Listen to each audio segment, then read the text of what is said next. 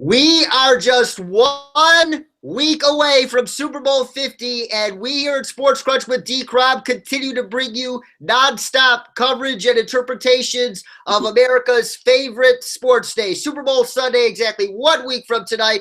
And we have a very interesting matchup on our hands between the Denver Broncos and the Carolina Panthers, two teams that have won with playing physical football, old school football, and it could very well be a good old-fashioned old school game based on the strengths of both of these Denver Broncos and the Carolina Panthers, two that have won with playing physical old school football, and it could very well be a good old-fashioned old school game based on the strengths of both of.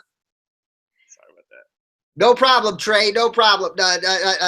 No problem. Technical difficulty, folks. But like I was saying, it could be a throwback game based on how both of these teams have won this year. Well, especially the Broncos, but we'll get into that reason. Last night, we had our good friend Jake Marsing from MileHighHuddle.com to preview the Broncos and their chances in Super Bowl 50. And tonight, we go to the flip side and to the Carolina Panthers and to see what they have to do to take home the first pro sports trophy, I believe, in the history of the Carolinas. As long as the Carolinas have existed, folks, they have had 0 professional sports trophies in any of the 4 major sports. And this would definitely be a reason. And if there is any team that could get it done, it has to be this team, in my opinion. And joining me now to break down the Panthers is my good friend, Trey Crosby III. We both work together at FirstOpFantasy.com, and I believe he writes for several other sports websites, and he's currently studying law at Marquette Law School. But not to hold that against him, it's very good. It shows you that you have to get other degrees in this business nowadays. So just letting all of you know. But it's a pleasure to welcome Trey back to the program. He's always been a good friend of the show. What's up, Trey? Good to see you. How's it going, David? How you doing, man? Good to see you. Oh, it's great. Thanks. It's always great to have you aboard, Trey. And let's start off with the Hurricanes. Didn't the Carolina Hurricanes get one? No, the Hurricanes didn't get one. I don't think they won the Stanley Cup that year. I think they got swept by was it Detroit or New Jersey? Oh man, okay. Yeah. You would know better than me. I'm not a hockey guy. I knew they were up there in one of those years. I knew they were close. Okay. I'll double check that though tonight. If I'm wrong, I'll put egg on my face in the morning. But you're probably right. Yeah, well, I'm capable of doing those things literally. So, but now let's get on to the first question here. And obviously, the biggest reason why the Carolina Panthers did what they did this year, despite what all the pundits, including myself, said in the offseason, that they wouldn't even make the playoffs this year.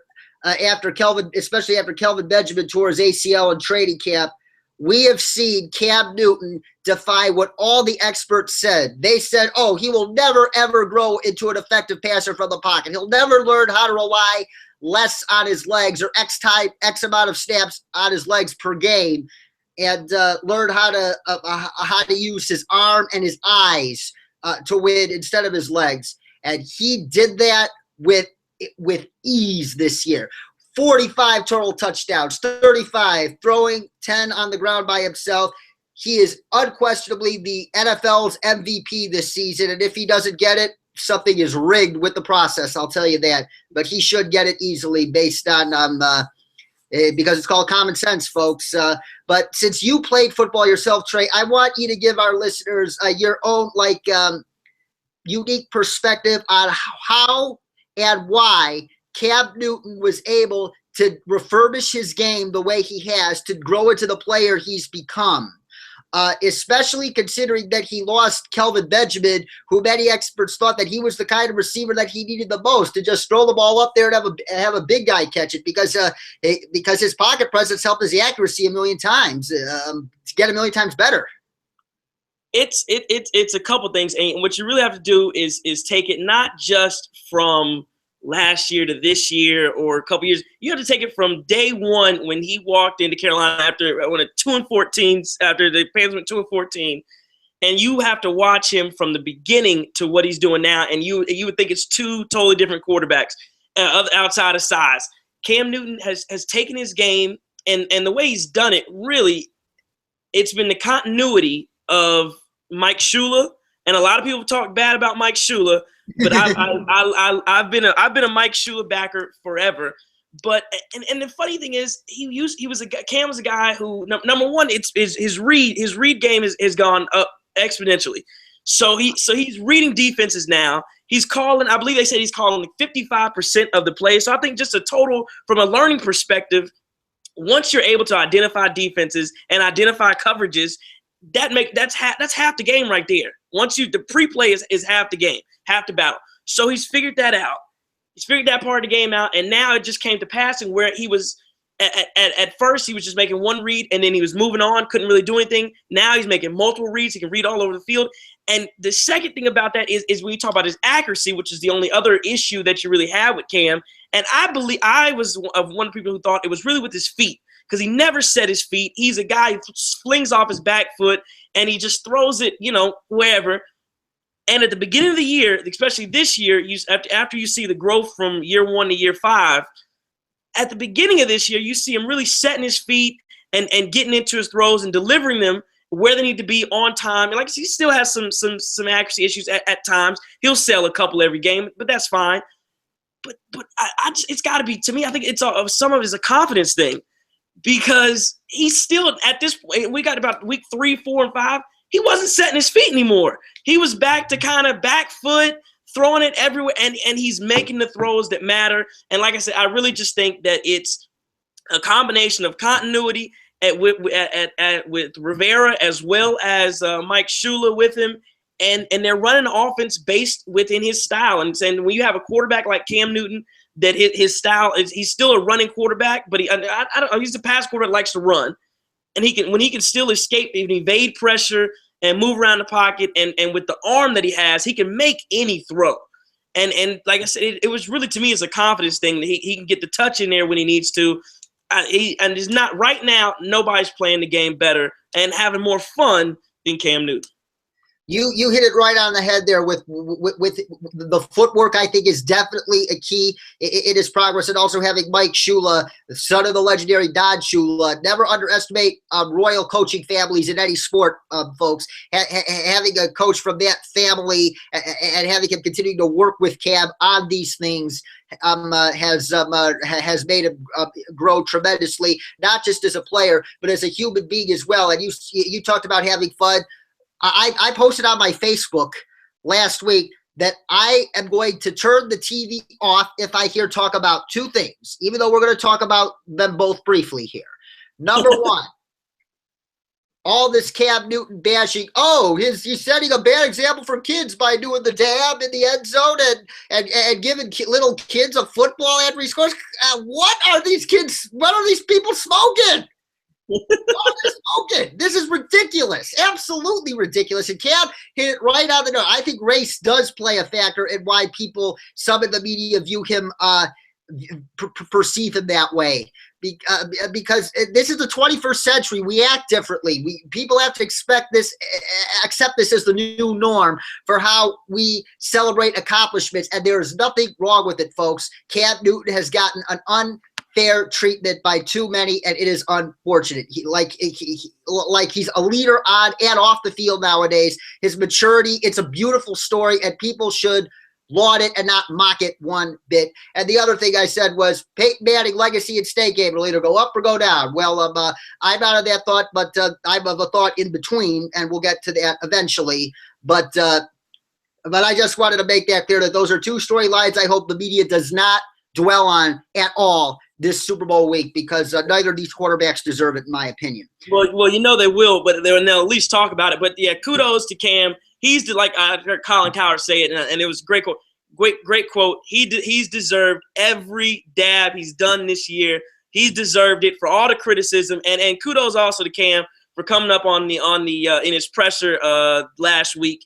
And addressing, some of the things that have just been said about him. I mean, you've never seen things. I mean, open letters. I mean, just every other week to tell what he's doing. I mean, it's ridiculous. He's giving balls away. And like I said, the thing was, it would almost be different if he had changed from year 1 to year 5. I would say, wow, he's a different guy.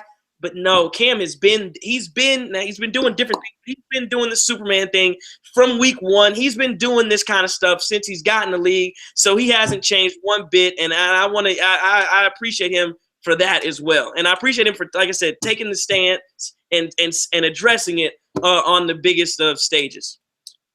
Yes, and also keep in mind the guy who went one draft slot after him in 2011, Von Miller, will also be playing in Super Bowl 50. And Von is known for like getting down every time he gets a sack.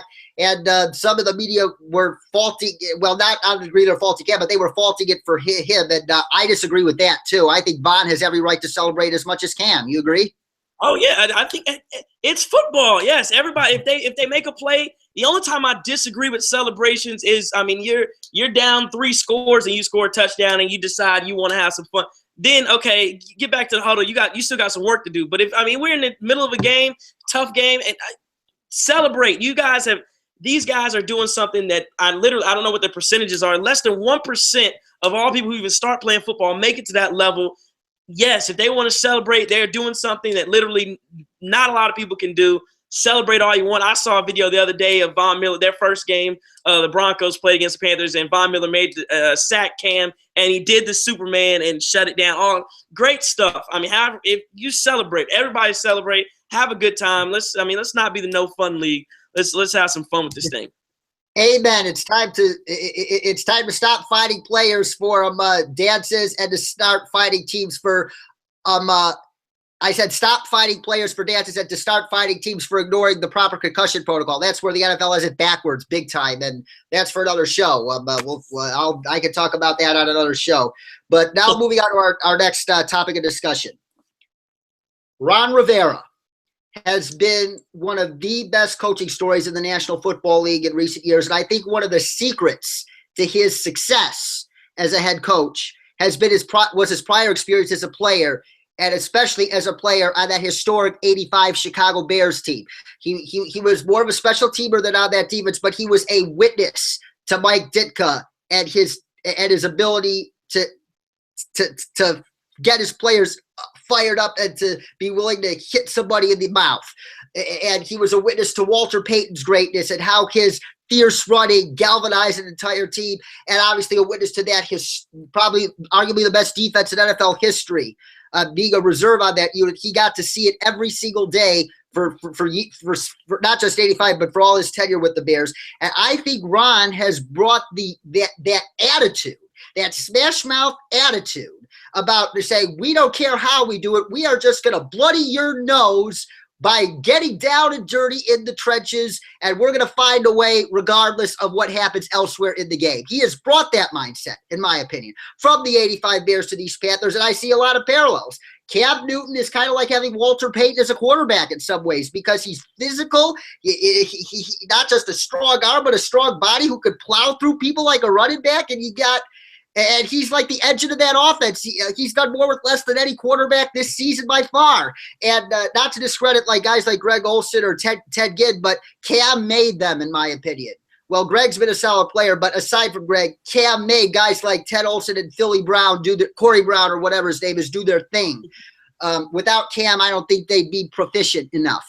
And Luke Kuechly is kind of like a Mike Singletary type guy, and having like Scarlett Tulele and K'Wan Short ahead of him and Thomas Davis, it's kind of like Dan Hampton, Hall of Famer Dan Hampton, being that keeping those linemen off Mike Singletary all day. This team is sort of built like a modern 21st century day version of the 85 Bears in terms of attitude and sort of basic scheming, but I'm not talking scheme, I'm talking like basic talent comparisons, but one that reflects more of a 21st century NFL as opposed to a 1980s NFL. Do you see some of those parallels between the cultures of the 85 Bears and the Panthers? Yeah, you're taking the words right out of my mouth when you say smash mouth. I mean, that is what I think of when I think of the Carolina Panthers. Of course, when you think of the Bears, what you think of when you think of this team, what they've done this season, they are a smash mouth football team. They will get in your face, and you talk about blood in their nose.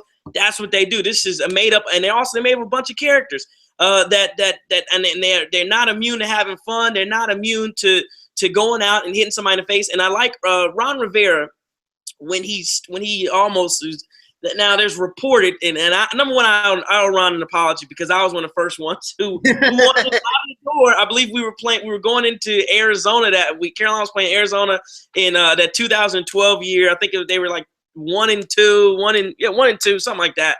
And I was ready for him to be gone after that loss, but they pulled it together, and ever since then, of course, that was when he started the Riverboat Ron thing, and he's been great ever since then, and his culture to bring it to the locker room and on the field, and just he's a stern leader. I mean, the word I think for him is stoic. He's just a solid figure, and I really like Ron Rivera. But you talk about who's the mastermind behind this roster when you say they're Smash My Football Team, and there are two guys, of course. Dave Gettleman is going to get a lot of I was so glad we got it when Carolina picked him up first year, and behind that as well, a lot of people don't give him enough credit. But the stars of this Carolina Panthers team, you got to give Marty Hurney some credit as well, even though he got Carolina into some cap trouble with all the stuff he did with the running backs and Charles Johnson deal there. But for the most part of it, the stars are a symbol of Marty Hurney guys, and he made some really great draft decisions, especially in the first in his first round picks. So I think both of those guys together, this is a makeup of those of those two guys, as well as Ron Rivera's footprint, all in that team as far as their mental toughness and stability. Yes, like a lot of influences come into this team, like obviously the 85 Bears with Rivera, but you mentioned Dave Gettleman. And Dave's previous job before he got the Panthers GM, and by the way, I think Dave Gettleman is easily a top 5 GM given what he's done with a cash-strapped franchise by getting in the right talent to build around Cam Newton on both sides of the football has been nothing short of remarkable. But Dave's pedigree suggested he would do it because before he was with the Panthers, he was, I believe, the director of pro personnel with the New York Giants in like 2007 and in 2011 during that time frame where they won 2 Super Bowls against Tom Brady by getting those fearsome defensive fronts who could get in his face without blitzing. And this is another connection in this game.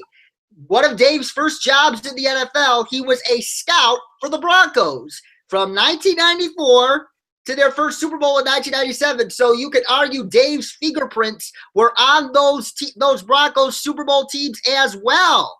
I think he was on the scouting staff that saw what Terrell Davis could bring to those teams. And boy, and without Terrell Davis, they don't win those 2 Super Bowls. I don't care what you say. He won them those Super Bowls, not as much as John Elway did, but Dave, he's a proven winner. There's something about Gettleman, and I think this is an underrated storyline that people in the media are ignoring. His past with the Broncos, because I think he had a lot of input into those championship teams in Denver too. Yeah, like I said, just to reiterate. Yeah, I love Gettleman. I love what he's done with the team. You have to, and one of the controversial decisions he made, which ended up being, I think, for the better. If now that we're especially, hindsight's always 20/20, but looking back on it, he got rid of Steve Smith, and some people, and you'd have some people would say, that especially at the time, a lot of people, how could you get rid of Smitty? How could you get rid of that guy? He was Cam. Now you left Cam with nothing. You're not giving Cam anybody to work with. But I believe, to me, and this is what I really believed was, number one, it was to identify that Cam was going to be the true leader of that locker room, and because you didn't want anybody interfering with old regime, new regime.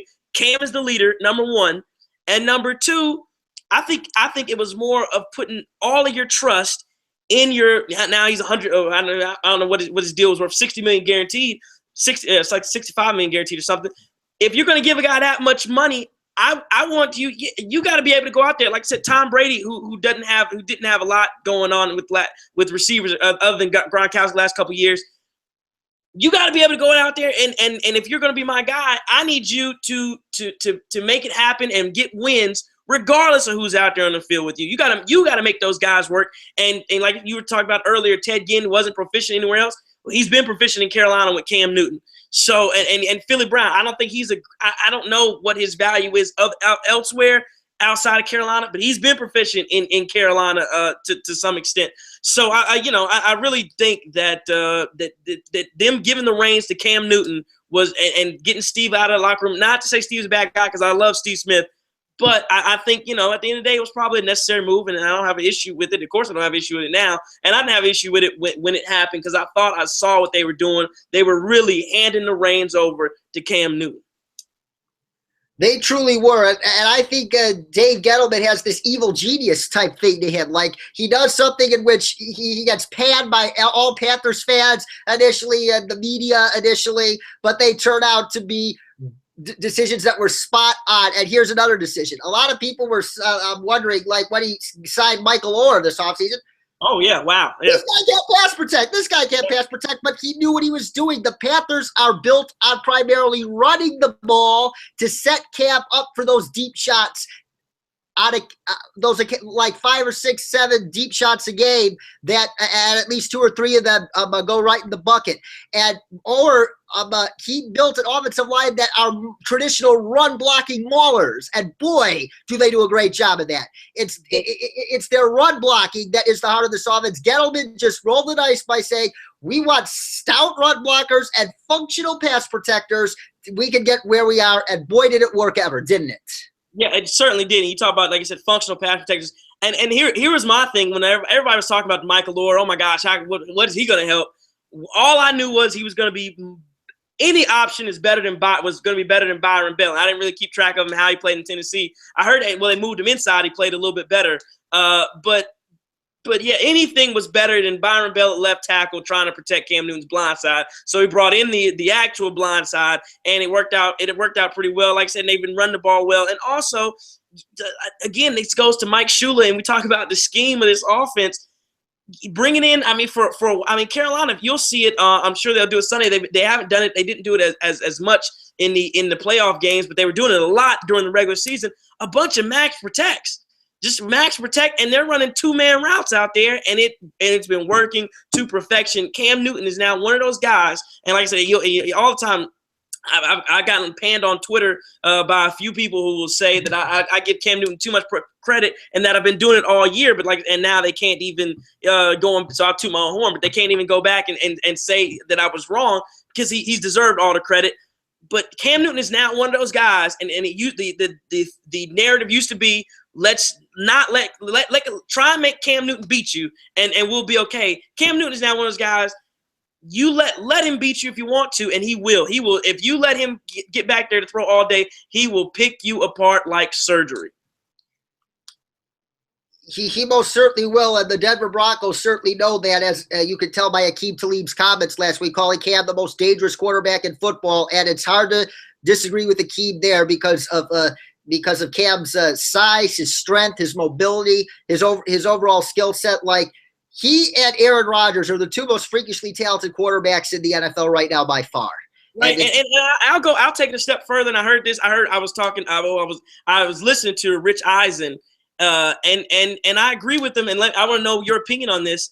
I truly believe if Cam Newton wins, is the Super Bowl MVP. Let's say he has a game like he did Arizona, 330 some yards passing. I think he threw 3 touchdowns and a rushing touchdown. If he does that in the Super Bowl, routes Peyton Manning, or just wins the Super Bowl, if he retired on that Monday, he's a Hall of Famer. If you go through. Just let me know what you think about that. If you go through his list of the things he's accomplished and the records he's broken that have stood, like I think Steve Young had the last rushing records for quarterbacks. He's already beaten them in year 5, and so he's going to shatter those records. And somebody else is like, well, Russell Wilson's been doing kind of the same thing. No. Cam Newton has, I believe, over 40-some rushing, like 41 rushing touchdowns. Russell Wilson has, and Russell in 1 year less, he has 12. So, no, Russell really isn't doing what Cam is doing. And what Cam has done is give Carolina and I heard someone else say this, so I don't want to take credit for it, it's the best short yardage rushing attack we've ever seen in the history of the NFL, with the addition of Cam Newton running behind those guys. I couldn't agree more with Rich Eisen and yourself, Trey. If Cam retired if he has a dominant performance in Super Bowl 50 and retired, he would definitely be a Hall of Famer in my book. And a side issue, the Hall of Fame voting is my second favorite. My second most anticipated thing on during Super Bowl week, and we're going to talk about that on my next episode. But one of I would like to channel my rages about here. one of the things that I cannot stand about some certain people, whoever they are, on the Pro Football Hall of Fame board of selectors, is that there is something that I call longevity bias on that committee, that they reward longevity over greatness. Sometimes greatness trumps longevity. And if Cam would have retired, like hypothetically retires after this game, and if he delivers a dominant performance against a stout defense, hell yes, I put him in the Hall of Fame, because it's the Hall of Fame, not the Hall of longevity. And what Cam Newton did in his 5 years, or what Terrell Davis did in just 3 years, is mind-boggling compared to a lot of these people they induct. Joe Davis, I think it's almost a joke he's in the Hall of Fame. What, are you kidding me? And yes, I respect Jerome Bettis. He was a tough SOB. What he accomplished in 13 years, I think Terrell Davis accomplished more interesting things in 3 or 4 years than he did in 13. So it's just that feeling. Hell, you hit it spot on. This longevity bias thing has got to go, and I think that hypothetical puts it to the test. Yeah, I'm somewhere in the middle on that. I don't want to get all into it, because I was just on Twitter talking about how I didn't think Calvin Johnson should be in the Hall of Fame. I don't know. My rule is if it's a debate, I'm going no. So that goes along with longevity as well. So but anyway. Yeah, that's for. We'll argue that some other time. But speaking of longevity. Let's turn our focus to the other side of the ball. For instance, I want to get a Panthers fan's perspective on this. This could very well be the last game in the illustrious career of Peyton Manning, and I am one of the biggest Peyton Manning fans on earth. But deep down in my heart, I hope and pray to God that regardless of the result of this game, it is his last game, because obviously you just know. The way you saw Ray Lewis play in the Super Bowl 3 years ago, you knew he was toast. Yeah, they won that game in spite of him, not because of him.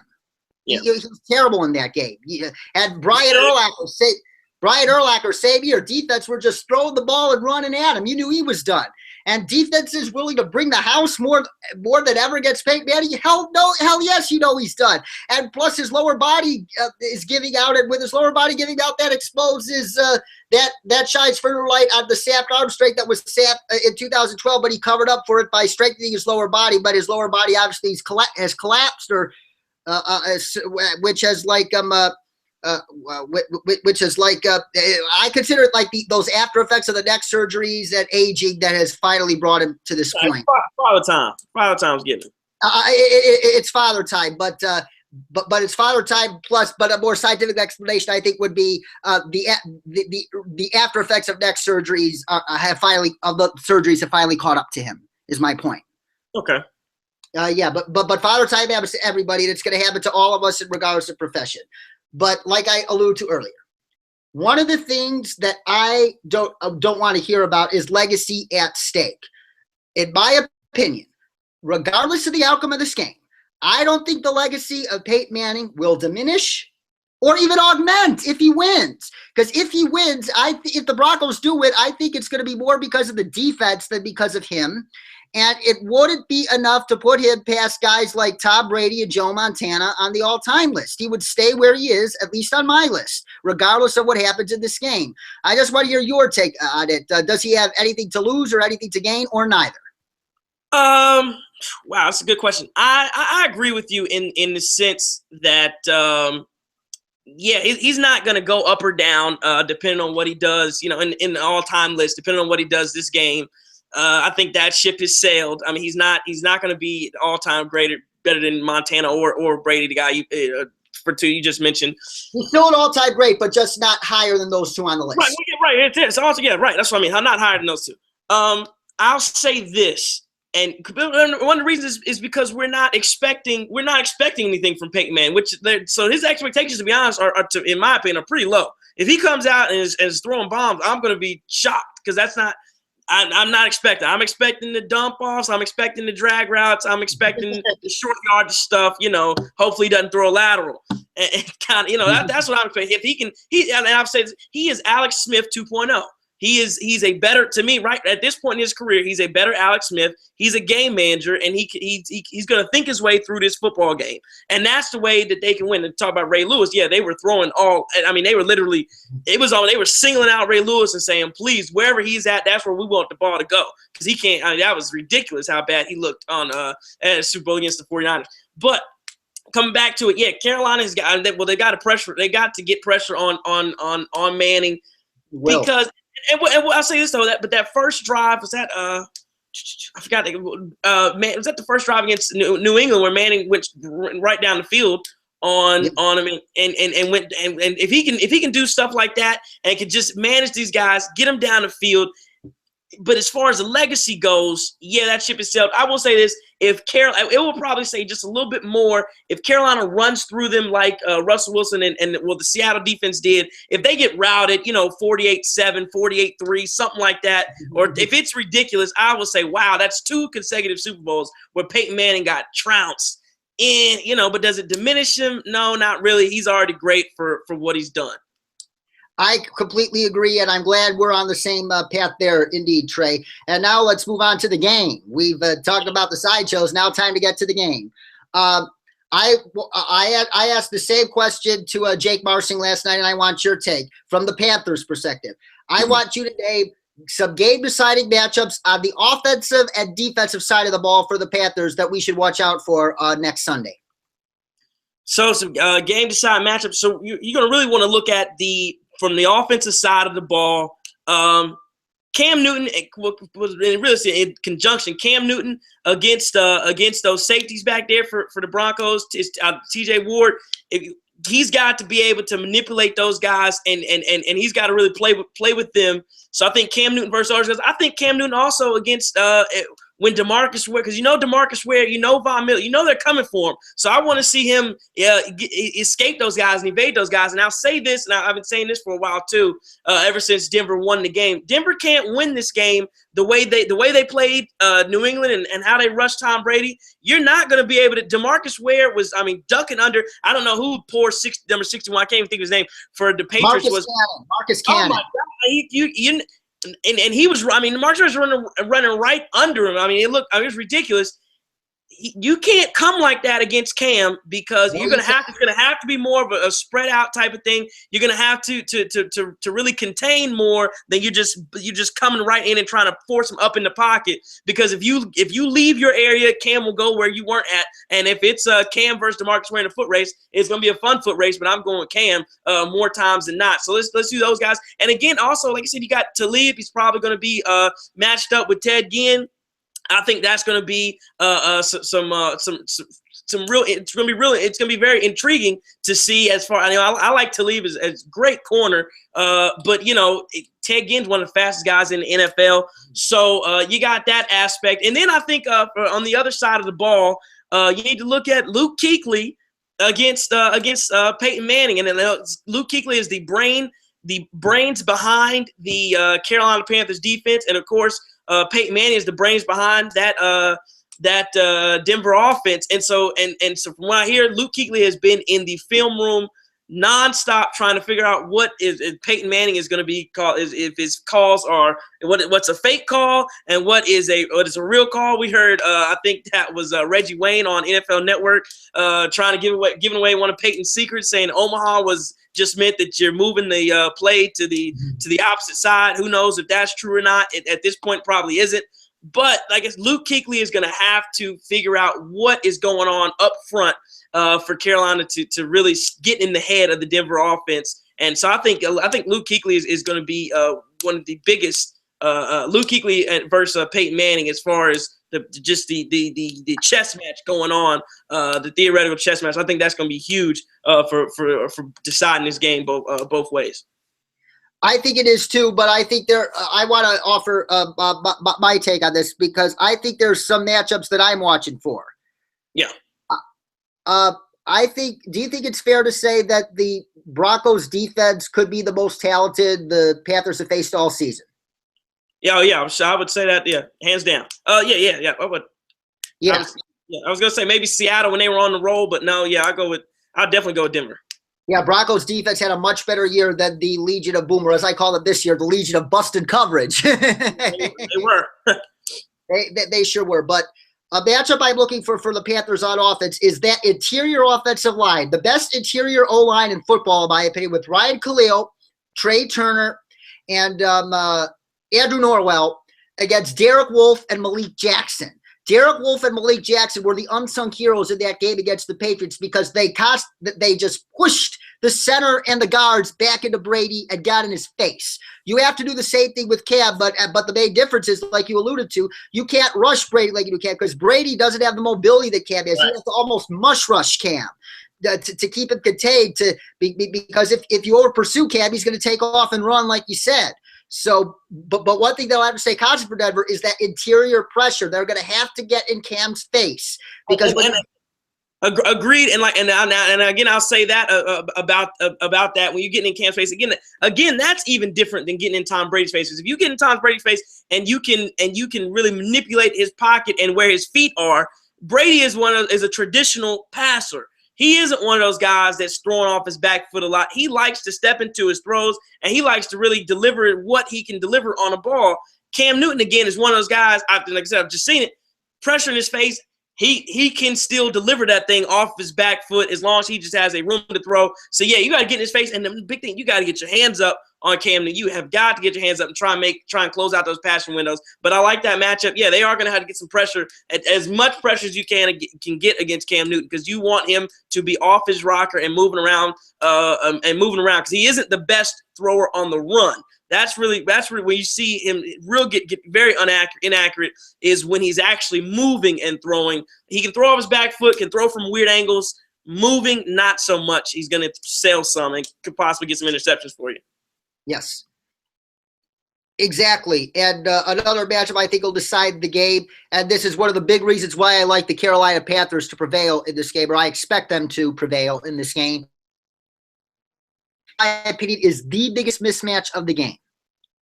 The Broncos interior offensive line against Stotule and we could talk all day about linebacker football by far, but I would argue that Latule and Short are just as important, if not slightly even more important to that defense that Luke Kuechly and Thomas Davis, because they allow Kuechly and Davis to do their thing without, as you saw Luke Kuechly's rookie year, he didn't have that protection in front of him. Linemen were sneaking blocks on him. Now you can't block Luke Kuechly because he has those two security guards in front of him, and K'Wan Short and Star Latule. And I have a gut feeling that they're going to be too much for that Broncos offensive line to handle. They'll get in Peyton's face and force him to make a couple costly mistakes.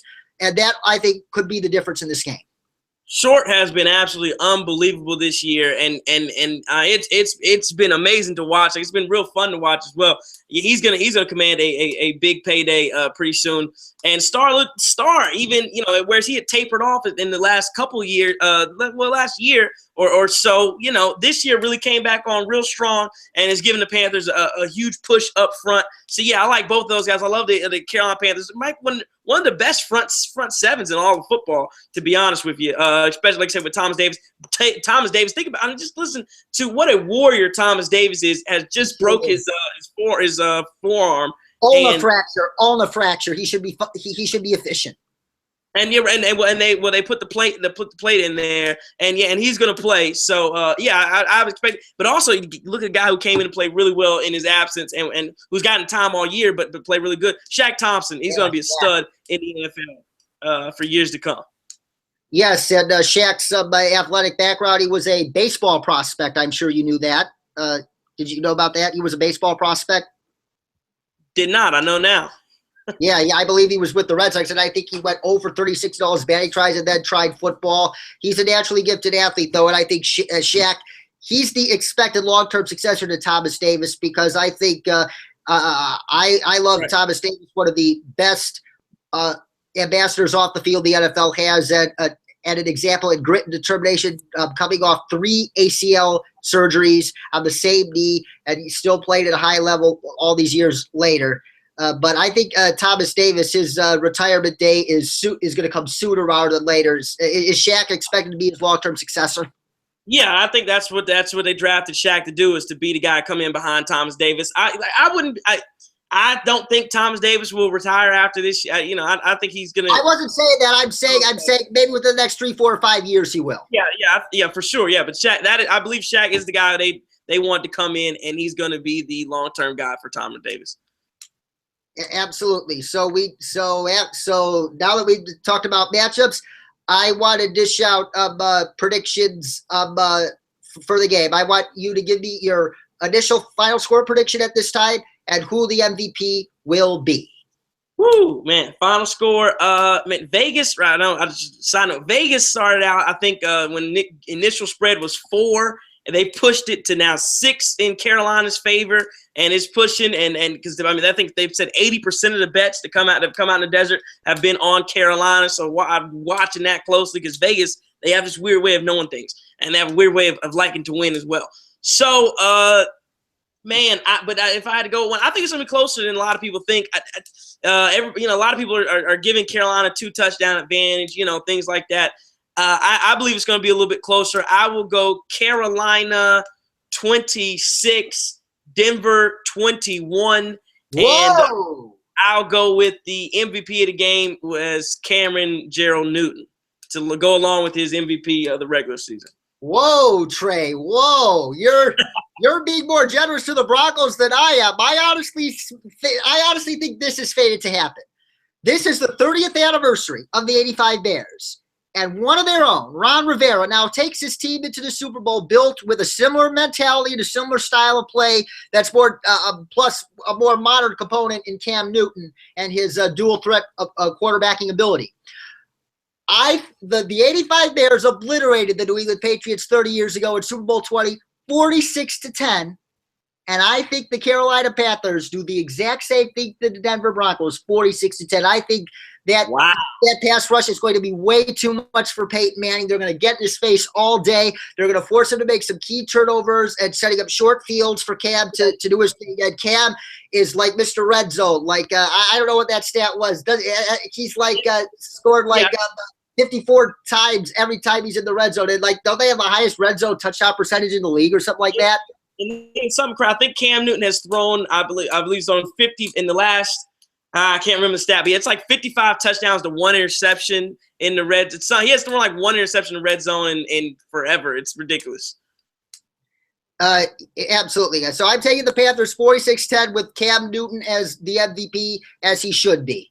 But like I said, if the Broncos somehow win, I'm actually going to go to Denver when the parade is going on and stand in the crowd with a dunce cap or de facto dunce cap on my head. And that's a bet I made with Mr. Marsing last night. So, but that's a big if. I don't expect it to happen. But for some reason, if they do, they've proven me wrong a million times this year, and they did last week. So you can't really count them out. So I definitely see what end of the spectrum you're coming from there, Trey. But I'm flying out to San Francisco on Thursday. We'll be out there and gonna go to the game. So that's gonna be a fun experience. Wow! Congratulations on getting those tickets, Trey. You and all Panther fans must be excited. This clearly is, in my opinion, the best team they've ever had in the history of their young franchise, and this has to be the team. No excuses. This has to be the team that gets a Super Bowl home for them, because I think this is a team capable of winning multiple Super Bowls within the next 5 years. I agree. They should be, like I said, you signed Cam Newton. I think he's 26. You got a guy who now can who can lead that franchise for a long time and should be viable again, because like I said, people thought he was going to be the running guy, so his career got to get it early, or else he's going to be all washed up. No, he's showing you now that not only can he run, but he's also, even when he is not running as much and the running really stops, he's going to be able to be effective from the pocket.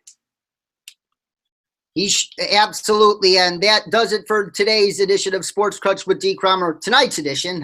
Got it. Well, I hate political correctness, so God, what am I correcting myself for? Well, it's always a pleasure having you on the show, Trey. You're one of the best friends of the program. I love your enthusiasm for football and your in-depth knowledge of football and the Panthers in particular. And all I can say is have fun at the game. It should be a great game. And best of luck to you and your Carolina Panthers next Sunday. Keep pounding, my friend. sir. See you later. See you later. And that does it today, folks. For Trey Crosby, I'm David Cromwell. So long, everybody. This is Sports Krunch with Dkrom. Join us later this week as Chris Shadafelt joins the program as we break down the potential Hall of Fame class of 2016. Take care, everybody, and enjoy Super Bowl week.